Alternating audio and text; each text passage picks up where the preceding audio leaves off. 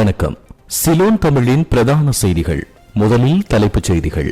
இலங்கையில் முப்படையில் இருந்து தப்பிச் சென்றவர்களை கைது செய்ய உத்தரவு. குற்றச்செயல்கள் அதிகரித்த நிலையில் பாதுகாப்பு அமைச்சு நடவடிக்கை. ஐநா மனித உரிமைகள் கூட்டத்தொடர் ஆரம்பம். யுத்த குற்றங்கள் தொடர்பிலான தீர்மானங்கள் குறித்து விவாதிக்கப்படும் என்றும் தெரிவிப்பு. கணையமுள்ள சஞ்சீவ கொலை சந்தேக நபருக்கு 90 நாட்கள் தடுப்பு காவல். தலைமறைவாய்க்குள்ள செவ்வந்தியை கண்டுபிடிக்க காவல்துறை வலைவீச்சு. தேசப்பந்து தென்னக்கோன் காவல்துறை அதிபராக நியமிக்கப்பட்டமைக்கு எதிராக தாக்கல் செய்யப்பட்ட மனு விசாரிக்க இலங்கை உயர் நீதிமன்றம் தீர்மானம். அனுர தன்னுடைய பயணங்களுக்காக உலங்கு வானூர்திகளை பயன்படுத்த வேண்டும், நேரத்தை மிச்சப்படுத்தி தீர்மானங்களை மேற்கொள்ள வேண்டும் என்று ரவி கருணாநாயக்க தெரிவிப்பு. இனி தொடர்வது விரிவான செய்திகள்.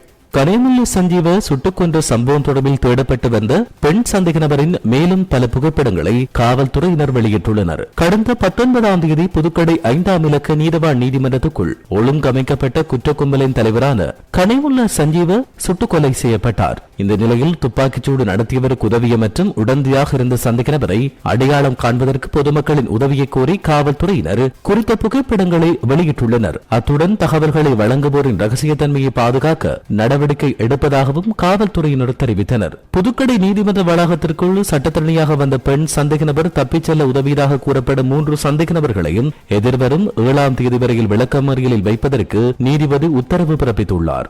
ஐக்கிய நாடுகள் மனித உரிமைகள் பேரவையின் 58வது கூட்டத்தொடர் சற்று முன்னர் ஆரம்பமாகி நடைபெற்று வரும் நிலையில் ஐக்கிய நாடுகள் மனித உரிமைகள் பேரவையின் தலைவர் ஜோர் குளோபர் தலைமையில் கூட்டம் நடைபெற்று வருகிறது. குறித்த கூட்டத்தில் ஐக்கிய நாடுகள் சபையின் பொதுச் செயலாளர் ஆண்டனியோ குட்ரஸ் உள்ளிட்ட உயர்மட்ட அதிகாரிகள் கலந்து கொண்டனர். கூட்டத்தொடரின் ஆரம்பத்தில் உரையாற்றிய ஜூக் லோபர் தனிமனித அடிப்படை சுதந்திரத்தின் முக்கியத்துவத்தை வலியுறுத்தினார். மனித உரிமைகளுக்கு எதிரான செயற்பாடுகள் உலகளாவிய ரீதியில் அதிகரித்துள்ளதாக அவர் குறிப்பிட்டார். ஸ்ரீலங்கா ஜனாதிபதி அனுரகுமார திசாநாயக்கவின் அரசாங்கம் நியமிக்கப்பட்ட பின்னர் நடைபெறும் முதலாவது மனித உரிமைகள் பேரவை அமர்வு இது என்பது குறிப்பிடத்தக்கது. குறித்த கூட்டத்தொடரில் இலங்கையில் இடம்பெற்ற யுத்த குற்றங்கள் மற்றும் மனித உரிமை மீறல்கள் தொடர்பிலான தீர்மானங்கள் குறித்து விவாதிக்கப்படும் என எதிர்பார்க்கப்படுகிறது.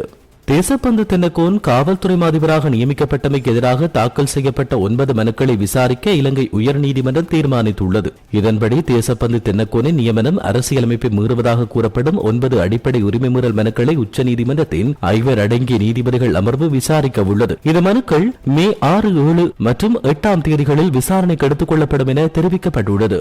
ஸ்ரீலங்கா நிதியமைச்சகத்தின் பெயரில் பதிவு செய்யப்பட்ட 257 வாகனங்களில் 176 வாகனங்களின் இருப்பை உறுதி செய்ய முடியவில்லை என தேசிய தணிக்கை அலுவலகம் வெளியிட்டுள்ள தணிக்கை அறிக்கையில் தெரிவிக்கப்பட்டுள்ளது. இவற்றில் 99 வாகனங்களின் எந்தவொரு தகவலும் தணிக்கைக்கு சமர்ப்பிக்கப்படவில்லை எனவும் தெரிவிக்கப்பட்டுள்ளது. நிதி அமைச்சகத்தின் பெயரில் பதிவு செய்யப்பட்ட அனைத்து வாகனங்களின் இருப்பு மற்றும் உரிமையை சரிபார்க்க நடவடிக்கை எடுக்கப்பட வேண்டும் என தணிக்கை பரிந்துரைத்துள்ளது. இதேவேளை இந்த 176 வாகனங்கள் தொடர்பான தகவல்களை கண்டறிய நடவடிக்கை எடுக்கப்பட்டு வருவதாக நிதியமைச்சின் தலைமை கணக்கியல் அதிகாரி தணிக்கைக்கு தெரிவித்துள்ளார். இந்த தகவல் 2023ஆம் ஆண்டுக்கான நிதி பொருளாதார நிலைப்படுத்தல் மற்றும் தேசிய கொள்கைகள் அமைச்சகத்தால் வெளியிடப்பட்ட தணிக்கை அறிக்கையில் சேர்க்கப்பட்டுள்ளமை குறிப்பிடத்தக்கது. ஜனாதிபதி அனுரகுமார திசாநாயக்க தன்னுடைய பயணங்களுக்காக உலங்கு வானூர்திகளை பயன்படுத்த வேண்டும் என நாடாளுமன்ற உறுப்பினர் ரவி கருணாநாயக்க கேட்டுக் கொண்டுள்ளார். நேற்று நாடாளுமன்றத்தில் வரவு செலவு திட்ட விவாதத்தில் பங்கேற்று உரையாற்றிய போதே அவர் இதனை குறிப்பிட்டார். ஜனாதிபதி அண்மையில் யாழ்ப்பாணத்துக்கு தரைவழியான பயணம் மேற்கொண்டதாகவும் அதற்கு 7 முதல் 8 மணித்தியாலங்கள் வரை ஆகியது என்றும் ஜனாதிபதி உலங்கு வானூர்திகளை பயன்படுத்தினால் முக்கிய தீர்மானங்களை மேற்கொள்ள செலவிடக்கூடிய பெறுமதியான நேரத்தை மிச்சப்படுத்த முடியும் என அவர் கூறினார். புதிய அரசாங்கத்தின் கீழ் சபாநாயகரின் உத்தியோகபூர்வ இல்லம் மூடப்பட்டுள்ளது. அதை மூடுவதன் மூலம் அரசாங்கத்தால் 2 மில்லியன் ரூபாவை கூட சேமிக்க முடியாது என்றும் அவர் இதன்போது குறிப்பிட்டார்.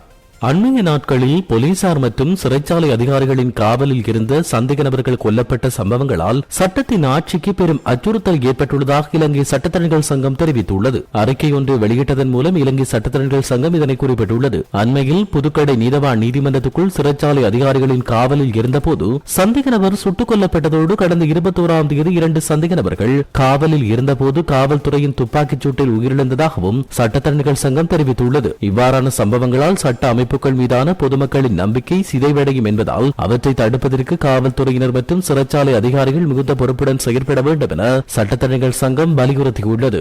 யாழ்ப்பாணம் வடமராட்சி பகுதியில் கடந்த சில நாட்களுக்கு முன்னர் சொந்த குடும்ப உறுப்பினர்களை வன்முறை கும்பல் ஒன்றை வைத்து தாக்குதல் மேற்கொண்ட நிலையில் இந்த தாக்குதலுக்கு இலக்கான ஒருவர் நேற்று உயிரிழந்தார். யாழ்ப்பாணம் வடமராட்சி கிழக்கு வத்திராயன் பகுதியில் கடந்த 19ஆம் தேதி மாலை வவுனியாவில் இருந்து வந்த குழு ஒன்று 3 மீது மோசமான தாக்குதல் நடத்தியது. குடும்ப தகராறின் காரணமாக வெளிநாட்டில் இருந்து வந்த நபர் ஒருவர் தன்னுடைய தந்தை மீதும் சகோதரன் மீதும் சகோதரனின் மகன் மீதும் ஆட்களை வைத்து தாக்குதல் நடத்தினார். வவுனியா பகுதியிலிருந்து வாகனத்தில் ஆட்களை அழைத்து வந்து வீட்டுக்குள் புகுந்து கம்பி மற்றும் கற்களால் தாக்குதல் நடத்தினார். அடிகாயங்களுக்குள்ளான மூவரும் மருதங்கணி பிரதேச வைத்தியசாலையில் அனுமதிக்கப்பட்டு பின்னர் மேலதிக சிகிச்சைக்காக பருத்தித்துறை ஆதார வைத்தியசாலைக்கு மாற்றப்பட்டு அங்கிருந்த ஒருவர் யாழ் போதனா வைத்தியசாலைக்கு அவசர சிகிச்சை பிரிவுக்கு அனுமதிக்கப்பட்டார். எனினும் பலத்த காயங்களுக்குள்ளான யாழ் போதனா வைத்தியசாலையில் அவசர சிகிச்சை பிரிவு சிகிச்சை பெற்று வந்த நபர் நேற்று சிகிச்சை பலனின்றி உயிரிழந்துள்ளார்.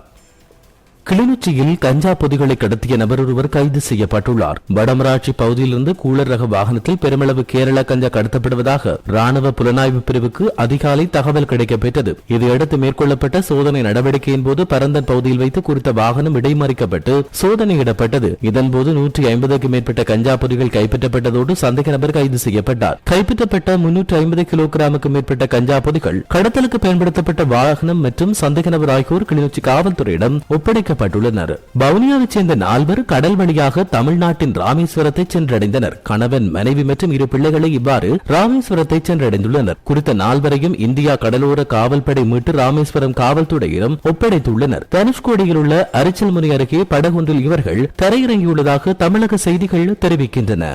இத்துடன் சிலோன் தமிழின் பிரதான செய்திகள் நிறைவடைகின்றன. தொடர்ந்து செய்திகளை அறிந்து கொள்ள www.ceylontamil.com என்கின்ற எமது இணையதளத்தை பார்வையிடுங்கள்.